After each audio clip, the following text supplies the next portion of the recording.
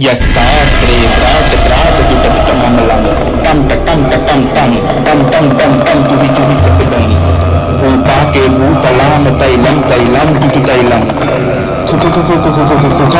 कुकां गायन्ते यस्सधान्ते वससति सकलं क्वातु नाम चन्द्रचूड। এটি লঙ্কাধিপতি রাবণের দ্বারা কথিত শ্লোক। যখন রাবণ শ্লোক গাইতেন হিমালয়ের পাহাড়ও কেঁপে উঠত।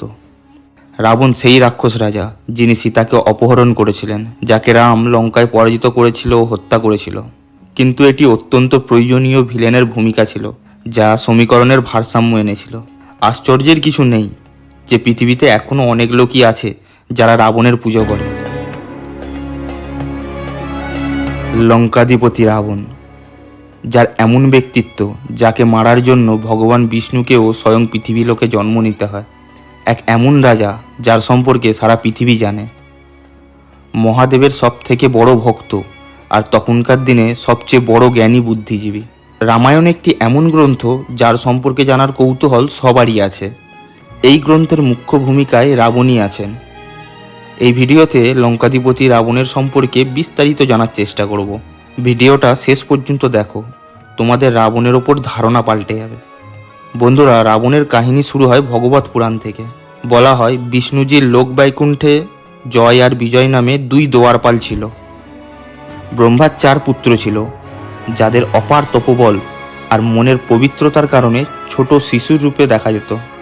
একবার ব্রহ্মার 4 পুত্র বৈকুণ্ঠে ভগবান বিষ্ণুর দর্শন করতে গেছিলেন, কিন্তু জয় আর বিজয় তাদের বাচ্চা ভেবে বিষ্ণুজির দুয়ারে প্রবেশ করতে দেয় না, তাদের প্রবেশদ্বারে আটকে দেয়। জয় বিজয় বাচ্চাগুলিকে বলে এখন বিষ্ণুজির বিশ্রামের সময়, এখন কারো সাথে দেখা করবে না। ব্রহ্মার 4 পুত্র তখন বলে ভগবান বিষ্ণু তার ভক্তদের জন্য সব সময় উপলব্ধ থাকে। এরপর ক্রোধে জয় বিজয়কে অভিশাপ দেয় যে বৈকুণ্ঠ থেকে প্রতারিত হয়ে জয় বিজয়কে পৃথিবী লোকে মানুষের মতন জীবনযাপন করতে হবে। এই সময় ভগবান বিষ্ণু তাদের সামনে প্রকট হয়। জয় বিজয় ভগবান বিষ্ণুর কাছে প্রার্থনা করে এই অভিশাপ থেকে মুক্ত করার জন্য। বিষ্ণুদেব দুজনকে বলে এটি ব্রহ্মাপুত্রের অভিশাপ, এটা ফেরত নেওয়া যাবে না। ভগবান বিষ্ণু জয় বিজয়কে 2টি বিকল্প দেয়। প্রথম বিকল্প ছিল 7 জনম জয় বিজয়কে ভুলোকে ভগবান বিষ্ণুর সেবা করতে হবে, এবং দ্বিতীয় বিকল্প ছিল 3 জনম ভুলোকে ভগবান বিষ্ণুর শত্রু হয়ে জন্ম নিতে হবে। জয় বিজয় দ্বিতীয় বিকল্পে সম্মত হয়, আর এই অভিশাপের কারণেই রাবণের জন্ম হয়। মহান ঋষি বিশর্বা এবং দৈত্যকন্যা কৈকসীর পুত্র ছিল রাবণ। দৈত্যকন্যা কৈকসীর গর্ভ থেকে জন্ম নেওয়ার কারণে রাবণ অর্ধেক রাক্ষস এবং অর্ধেক ব্রাহ্মণের জ্ঞান ও শক্তি পায়। রাবণ অনেক প্রতিভাবান ও জ্ঞানী ব্যক্তি ছিলেন। রাবণ তার জীবনকালে অনেক কঠোর তপস্যা করেছিলেন, যার সাহায্যে রাবণ অপার শক্তি ও জ্ঞান অর্জন করেন। রাবণ অষ্টসিদ্ধি, 9 নিধি ও আরও অনেক সিদ্ধির প্রাপ্তি করেছিলেন। এত সিদ্ধির কারণেই রাবণ এত শক্তিশালী ও গুণবান হয়ে ওঠে। ওই সময়কালে তার মতন ব্যক্তি খুঁজে পাওয়া খুব মুশকিল ছিল। আমরা জানি রাবণের 10টি মাথা, আর এই মস্তিষ্কেরই একটা আলাদা রহস্য রয়েছে। রাবণের 10টি মাথা হওয়ার 3টি আলাদা আলাদা তথ্য শাস্ত্রে আছে। প্রথম তথ্য থেকে জানা যায় রাবণ ব্রহ্মাজির তপস্যা করছিলেন আর ভক্তিতে নিজের মাথা কেটে সমর্পিত করে দিচ্ছিলেন, কিন্তু রাবণ যখনই তার মাথা কাটত আবার একটি মাথা বেরিয়ে আসত। এইভাবে একটা একটা করে রাবণ 10টি মাথা বলি দিয়েছিল। এতে ব্রহ্মা খুশি হয়ে রাবণকে অমৃতার্থের বর দেন, যার কারণে রাবণের নাভিতে অমৃতকুণ্ঠে স্থাপন হয়, যার ফলস্বরূপ রাবণকে যতবারই মাথা কাটা হোক না কেন যথাযথ জায়গায় মাথার উৎপত্তি হয়ে যেত। দ্বিতীয় তথ্য থেকে পাওয়া যায় রাবণের মাতা দানবকন্যা কৈকসী রাবণকে 9টা দৈব মুক্ত দেওয়া একটি মালা দেন, যা গলায় ধারণ করার পর একটি মাথার 10টি প্রতিবিম্ব দেখা যেত। রাবণ মালাটি যুদ্ধের সময় ধারণ করতেন, যাতে সবার সামনে রাবণের 10টি মাথার প্রতিবিম্ব সৃষ্টি হতো। এবং তৃতীয় তথ্য থেকে পাওয়া যায় রাবণ 6টি শাস্ত্র ও 4টি বেদে পটু হয়ে গিয়েছিলেন। একটি মাথায় এত জ্ঞান অকল্পনীয়, এই জন্যই রাবণের 10টি মাথা বলা হয়। রাবণের বিবাহ মন্দাদরীর সাথে হয়, যিনি অসুর রাজা মায়াসুর ও হেমা অপ্সরার কন্যা ছিলেন। এই কারণেই মন্দাদরী অনেক শক্তিশালী ও অপার সৌন্দর্যে পরিপূর্ণ ছিলেন। রাবণের কিছু গল্প থেকে তার ব্যক্তিত্বের পরিচয় পাওয়া যায়। রাবণ এক কুশল রাজা ছিলেন, আর তিনি সবসময় সৈন্যের আগে চলতেন। তাই অনেক যুদ্ধই তিনি একাই জয় করেছিলেন। রাবণকে পরাজিত করার মতন কেউ ছিল না সংসারে। রাবণের শাসনকালে লঙ্কার প্রজারা সবথেকে বেশি খুশি ও সমৃদ্ধশালী ছিল। এই কারণেই শ্রীলঙ্কার লোক আজও রাবণের পূজা করে। রাবণ তার পরিবারের খুব দেখভাল করতেন। রাবণ তার পরিবারের সুরক্ষার জন্য সব কিছু করতেন। যখন রাবণ আর তার ভাই কুম্ভকর্ণ ব্রহ্মাজির তপস্যা করে, তখন কুম্ভকর্ণ ব্রহ্মাজির কাছে ইন্দ্রাসনের বর চাইতে গিয়েছিলেন, কিন্তু দেবতারা ছল করে কুম্ভকর্ণের মুখ থেকে নিদ্রাসন বলায়। এই কারণেই কুম্ভকর্ণ সব সময় ঘুমিয়ে থাকত। রাবণ কঠোর তপস্যা করে কুম্ভকর্ণের ঘুম 6 মাসের করায়। ফলে কুম্ভকর্ণ 6 মাস জেগে থাকত এবং 6 মাস ঘুমাতো।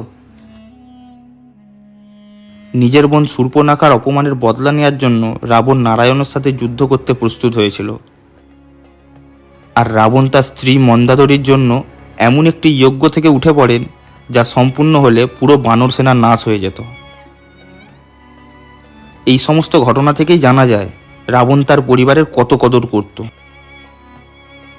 বন্ধুরা, রাবণের মতন শক্তিশালী ও জ্ঞানী রাজাকে হারানো কারো পক্ষে সম্ভব ছিল না, কারণ রাবণ ইয়ামলোকে গিয়ে ইয়ামরাজকে পরাজিত করেছিলেন এবং নরকের আত্মাদের সৈন্যে যুক্ত করেছিলেন।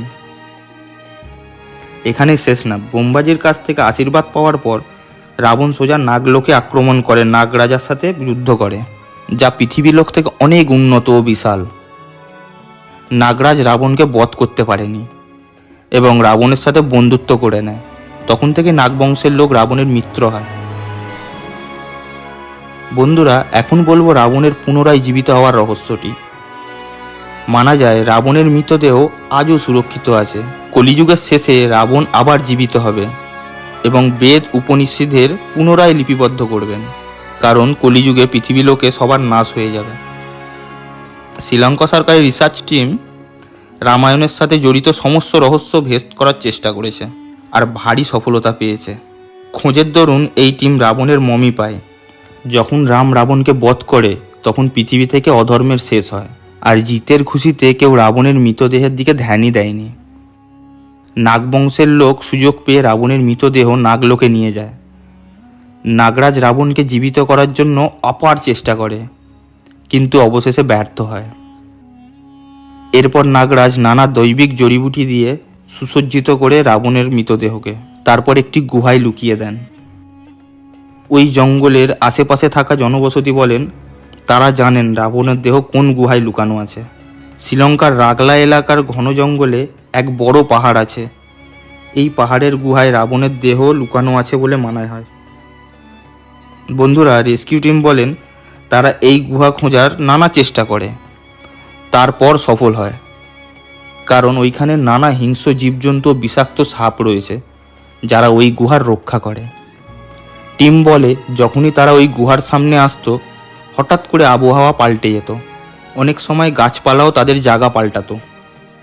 ওখানে থাকা লোকেরা বলে রাবণের দেহটি গুহা থেকে বাইরে আনা সম্ভব না, কারণ দেহটি গুহার ভেতরে মন্ত্র দ্বারা আবদ্ধ আছে।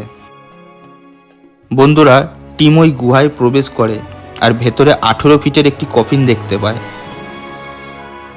কফিনের ওপর নানা জড়িবুটির লেপ লাগানো রয়েছে। গুহার ভেতরের কফিনটি এমনভাবে রাখা আছে যে একটি পাথরও যদি নড়ে গুহাটি ধ্বংস হয়ে যাবে। এই কারণেই গুহা থেকে কফিনটি বাইরে আনা সম্ভব না। কিন্তু বন্ধুরা, আজও এটি রহস্য যে কফিনে কি রাবণেরই মৃতদেহ রয়েছে, কারণ কিছু গাথা বলে রাবণের মৃতদেহকে অন্তিম সংস্কার করে অগ্নিতে দাহ করা হয়েছিল। তোমাদের রাবণের সম্পর্কে এই তথ্যগুলি কেমন লাগলো কমেন্টে জানাও। আর ভিডিও ভালো লাগলে লাইক করো আর শেয়ার করো। আর হ্যাঁ, সাবস্ক্রাইব করো। তোমাদের মধ্যে অনেকেই আছে যারা সাবস্ক্রাইব করেনি। সাবস্ক্রাইব করো পৃথিবীর নানা মিস্ট্রির সাথে জুড়ে থাকতে।